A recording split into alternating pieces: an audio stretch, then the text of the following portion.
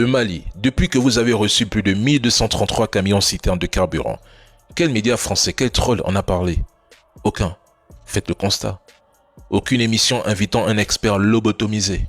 Par contre, qu'un seul camion soit attaqué par les terreaux, et là vous les verrez tous en train de s'agiter, de critiquer, de prédire la chute du Mali.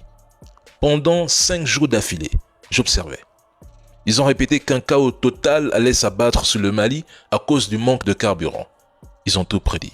Et maintenant que les 1233 camions sont bien arrivés et ce n'est que le début, silence total. Ils ne parlent du Mali que lorsque c'est négatif, parce que c'est là qu'ils glissent leur propagande et leur désinformation aussi facilement. Et vous voudriez encore leur faire confiance quand ils annoncent que le Mali va sombrer? Vous voudriez encore avoir peur lorsque ces médias annoncent votre chute?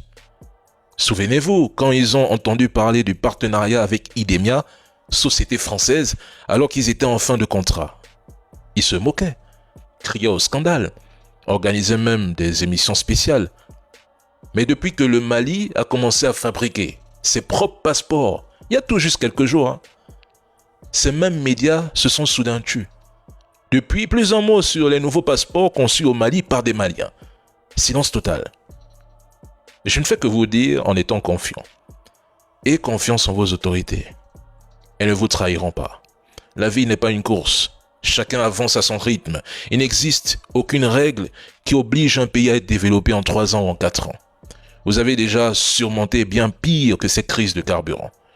Désormais, quand les trolls vous attaquent, c'est simple, ciblez ceux qui les envoient et les financent, car nous les connaissons. Donc, on ne participe plus à la bataille de coq. C'est tout.